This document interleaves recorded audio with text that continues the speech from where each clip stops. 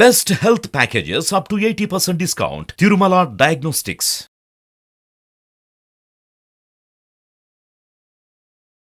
Hi, welcome to our channel. ఈ రోజు మనతో పాటు ఉన్నారు శ్రీ లలితాంబ నీలరాజు శర్మ గారు.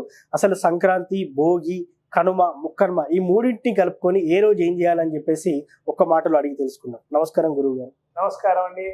సుమన్ టీవీ ప్రేక్షకులకందరికీ కూడా భోగి, సంక్రాంతి, కనుమ, ముక్కనుమ శుభాకాంక్షలు. భక్తులారా, భోగి అనగానే చాలు భోగి మంటలు వేస్తాం.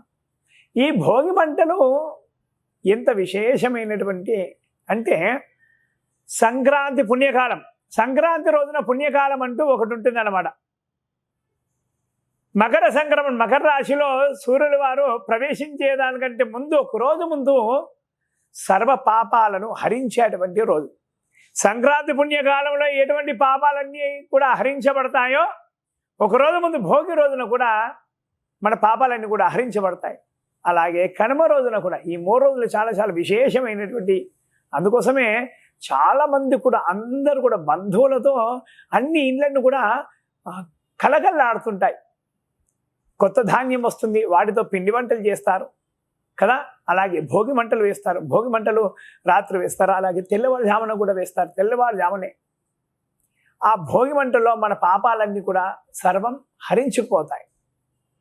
ఆ భోగి మంటలు వీక్షించినా చాలు, ఆ భోగి మంటల్లో చిన్న చిన్న కర్రలు మనం సమర్పించినా చాలు, మన పాపాలన్నీ కూడా హరించుకుపోయేటువంటి విశేషమైనటువంటి రోజు. సంక్రాంతి కంటే, సంక్రాంతి పుణ్యకాలం కంటే ముందటి రోజు అది కూడా విశేషమే. సంక్రాంతి రోజు మహాపుణ్యకాలం. మహాపుణ్యకాలంలో ఎంతోమంది ఎన్నో దానాలు కూడా చేస్తుంటారు. ఈ పుణ్యకాలంలో దానం చేస్తే కనుక, గ్రహణ సమయంలో దానం చేస్తే ఎటువంటి మనకు ఫలితం కలుగుతుందో, సంక్రాంతి పుణ్యకాలంలో కూడా అటువంటి పుణ్య ఫలితం ఖచ్చితంగా దక్కుతుందా అని శాస్త్రాలు, పురాణాలు అన్నీ కూడా ఘోషిస్తున్నాయి. అలాగే కనుమ, కనుమ రోజున అందరూ కూడా ఇంటిల్లిపాది అందరూ కూడా సుఖ సంతోషాలతో పిండి వంటలు, అలాగే నానా విధమైన తీపి పదార్థాలు అన్నీ కూడా వండుకొని తింటారు. ఆ తర్వాత ముక్కనుమ. ముక్కనుమ అంటే చాలామందికి కూడా ఏమని అర్థమవుతుందంటే, ఆ రోజున ఖచ్చితంగా నాన్ వెజ్ వండుకొని తినాలి అని అనుకుంటారు. కాదు, నిజం చెప్పాలంటే మనము పెంచి పోషిస్తున్నటువంటి పశుపక్షులు అవన్నీ ఉన్నాయి కదా, వాటన్నింటిని కూడా పూజించాల్సినటువంటి రోజు ముక్కనుమ. వాటన్నిటికీ రెస్ట్ ఇవ్వాల్సినటువంటి రోజు ముక్కనుమ. వాటన్నిటికీ కూడా విశ్రాంతినివ్వాలి. ఎలా అంటే, సంవత్సరం పాటు అంతా కూడా చక్కగా పొలాలన్నీ కూడా దుక్కి దున్నుతాయి మన ఎద్దులు కదా. వాటికి ఎప్పుడూ మనము రెస్ట్ ఇస్తామంటే, విశ్రాంతిని కలిగిస్తామంటే, ఆషాఢ పౌర్ణమి రోజున ఏరువాగ పుణ్యమి ఉంటుంది కదా, అప్పుడు ఒకసారి. ఆ తర్వాత ముక్కనుమ రోజున వాడికి చక్కగా అలంకరించి, వాటిని పూజించి, వాడికి మంచి పదార్థాలను సమర్పించి, వాడికి చక్కగా పూజించి, వాడికి విశ్రాంతిని ఇస్తాం ముక్కనుమ రోజున. కానీ ఈ ముక్కనుమ రాను ఏమవుతుందంటే, ఖచ్చితంగా చాలామంది కూడా నాన్ వెజ్ తింటున్నారు. నాన్ వెజ్ తిని ఏదో మధుపానీయాలు సేవిస్తూ ఉంటారు కొందరు ఇలా. సో దానికంటే ఏంటంటే, మన ఇంటిల్లిపాది అందరం కూడా, మన ఇంట్లో ఆవులు ఉన్నాయంటే, ఆవులు ప్రతి సంవత్సరం పొడుగునా కూడా పాలిస్తూనే ఉన్నాయి మనకు కదా. అలాగే ఎడ్లు మనం పొలానికి సహకరిస్తున్నాయి. అలాగే ఇంట్లో కుక్కలు ఉంటే కనుక, కుక్కలు కూడా అవి మన ఇంటి కాపలగా ఉంటున్నాయి. అలాగే పక్షులే కానీ, ఇంకెటువంటి జంతువులే కానీ, ఏవైనా కానీ మనం పెంచుకుంటున్నటువంటి, మనకు ఎన్నో సంవత్సరాలు సహకరిస్తున్నటువంటి జంతువులు ఏవైతే ఉన్నాయో, వాటన్నింటినీ సంస్కరించాల్సినటువంటి రోజు ముక్కనుమ. వాటికి విశ్రాంతినివ్వాలి. విశ్రాంతినిస్తే కనుక సర్వదేవతల యొక్క సంపూర్ణ అనుగ్రహం మన ముందు తరాల వారికి అందరికీ కూడా దొరుకుతుంది. శివుడు ఆజ్ఞ లేని చీమైనా జన్మించింది కదా. ఈ జంతు జీవాలన్నీ కూడా ఎలా జన్మిస్తాయంటే, ఆ పరమేశ్వరుడికి ఆజ్ఞతోనే జన్మిస్తాయి. పరమేశ్వరుడు ఒక్కొక్క జన్మని ప్రసాదిస్తుంటాడు. ఒక్కొక్కరికి ఒక్కొక్క, మన ఇప్పుడు ఉన్నటువంటి జంతువులే, పక్షులే కానీ, ఏవైనా సరే కానీ, వారు పూర్వజన్మలో ఏ విధంగా ఉన్నారో మనకి తెలీదు. ఎటువంటి కార్యక్రమాలు నిర్వహించారో మనకి తెలీదు కదా.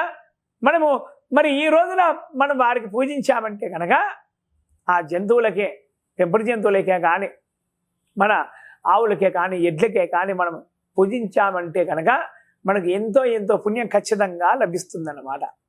ఈ 3 పండుగలు, ఈ 3 రోజుల 4 రోజులు కూడా చక్కగా ఇంటిల్లి పాది అందరూ కూడా సుఖ సంతోషాలతో చేసుకొని, అలాగే కొత్త అల్లుళ్ళు కూడా వస్తుంటారు కదా. కొత్త అల్లుని పిలిచి వారికి అందరికీ కూడా బట్టలు పెట్టి చేసి మంగళ స్నానాలు కూడా చక్కగా చేయించి వారికి కొత్త వస్త్రాలు సమర్పించి చేసి చక్కగా మనం పిండి వంటలు చేసుకొని అందరం కూడా సుఖ సంతోషాలతో ఆరగిస్తాం. చాలా చోట్ల కూడా గాలిపటాలు, పతంగులు, కైట్లు 3 రకాలుగా 4 రకాలుగా కూడా పిలుస్తున్నాం. పిల్లలందరూ కూడా ఈ కైట్లు ఎగరేస్తుంటారు. ఆ కైట్లు ఎగరేసినప్పుడు పెద్దవారు ఖచ్చితంగా పిల్లల దగ్గర ఉండాలి. కొన్ని అపార్ట్మెంట్లలో ఏంటంటే పిట్టగోడలు ఉండవు. పిల్లలు వెళ్తారు, పిల్లలు వెళ్ళి ఆ కైట్లు ఎగరేస్తుంటారు. ఎగరేస్తున్నప్పుడు పిట్టగోడలు అంటే ప్రహారీ గోడలు, రక్షణ ఉన్నటువంటి గోడలు ఉండవు. కాలు జారి కింద పడుతుంటారు, ప్రమాదాలు జరుగుతున్నాయి. కొన్ని చోట్ల కరెంటు వైర్లు దగ్గర ఉంటాయి. వీళ్ళు ఎగరేసినటువంటి గాలిపటం ఆ కరెంటు వైర్లకు తాకుతుంది. వీళ్ళు ఆ దారంతో ఇలా గట్టిగా లాగేసరికి ఆ వైర్లు 2 టచ్ అయిపోయి కరెంటు దానిలో ఉత్పన్నమైపోయి ఆ పిల్లల పైన ఆ మంటలు పడే అవకాశాలు కూడా ఉన్నాయి. అలాగే పిల్లలు కూడా ఆ కరెంటు యొక్క తీగలు తగిలేటువంటి ప్రమాదాలు కూడా మనం చాలా చూస్తూనే ఉన్నాం. లాస్ట్ ఇయర్ కూడా చూసాము, అంతకుముందు సంవత్సరాలు కూడా చూసాం. పిల్లలు చాలామంది కూడా ప్రమాదాల బారిన పడుతూ ఉంటారు ఈ పతంగులు, కైట్లు ఎగరేసేటప్పుడు కదా. ఈ మధ్య కూడా చాలా దారాలు కూడా చాలా గట్టిగా వస్తున్నాయి. చైనా దారాలని, ఆ దారాలు ఎంత తెంపినా కూడా మనకు చేతితో తెగట్లేదు కదా. అలాంటి దారాలు కరెంటు వైర్లకు తాగినప్పుడు, లాగినప్పుడు ఏమవుతున్నాయి అంటే ఆ వైర్లను కూడా లాగేంతటువంటి శక్తి వాటిలో ఉంటుంది. అలాగే మనం తెచ్చినటువంటి దారాలు ఏవైతే ఉన్నాయో ఆ దారాలలో ఎనుప ముక్కల యొక్క పొడి కూడా ఉంటుంది దాంట్లో. ఆ పొడి వల్ల కరెంటు ప్రసారం కూడా అవుతుంది ఆ దారంలో. కాబట్టి అటువంటి ప్రమాదాల బారిన పడకుండా ఉండాలి. పిల్లలు చక్కగా ఈ పండుగను అందరూ కూడా ఎంజాయ్ చేయాలి. పిల్లలతో సహా ఎంజాయ్ చేయాలంటే పిల్లలు ఈ కైట్లు ఎగరేసినప్పుడు, గాలిపటాలు ఎగరేసినప్పుడు పెద్దలు ఖచ్చితంగా అక్కడ ఉండాల్సిందే. అలాగే ఆకాశానికి చూసి మనము ఎగరేస్తుంటారు పిల్లలు, వారి కండ్లల్లో సూర్యరశ్మి కూడా పడుతుంది కదా. ఆ పడ్డప్పుడు ఏంటంటే మళ్ళీ ఇలా చూసి ఇలా ఇంకొక సైడ్ చూసేసరికి మనకి ఏది సరిగ్గా కనిపించదు మనకు కదా ఆ వెలుతురికి. కాబట్టి పెద్దవాళ్ళు ఖచ్చితంగా ఉండాలి. ఆ పతంగులు కూడా కొన్ని చోట్ల లాస్ట్ ఇయర్ కూడా, అంతకుముందు ఇయర్లో కూడా చాలా మంది కూడా చూస్తున్నారు. జూ పార్క్ దగ్గర ఉన్న వాళ్ళు కూడా పతంగులు ఎగరేస్తారు. కైట్లు ఎగరేయగానే అది తెగిపోగానే వెళ్ళి జూ పార్కులో పడుతుంది. జూ పార్కులో ఎన్నో క్రూర మృగాలు కూడా ఉన్నాయి, సాధు జంతువులు కూడా ఉన్నాయి. సాధు జంతువులు ఉన్నా కూడా మనిషిని ఒకసారి చూసేసరికి అవి బెదురుతాయి, ఆ మనుషులపైన దాడి చేసే అవకాశాలు కూడా ఉంటాయి కదా. ఎంతో మంది కూడా ఆ జూ పార్కులో దిగి, ఆ పతంగుల కోసమో జూ పార్కులో దిగి ఆ క్రూర మృగాలకు బలైన వారు కూడా చాలా మంది కూడా ఉన్నారు. అలాగే కరెంటుతో కూడా ఇబ్బందులు ఎదుర్కొన్న వాళ్ళు ఉన్నారు. అలాగే బంగ్లా పైన 3 అంతస్తులు 4 అంతస్తులు బంగ్లా పై నుంచి కూడా కింద పడి ప్రమాదాల బారిన పడిన వాళ్ళు చాలా మంది కూడా ఉన్నారు. కాబట్టి ఇలాంటి జరగకుండా తగు జాగ్రత్తతో చక్కగా అందరూ, చిన్నవాళ్ళు పెద్దవాళ్ళు అందరూ కూడా ఈ 3 రోజులు 4 రోజులు కూడా భోగి, సంక్రాంతి, కనుమ, ముక్కనుమ ఇవన్నీ కూడా ఈ 4 రోజులుగా అందరూ కూడా సుఖ సంతోషాలతో చక్కగా పండుగ జరుపుకోవాలని ఆశిస్తున్నాను.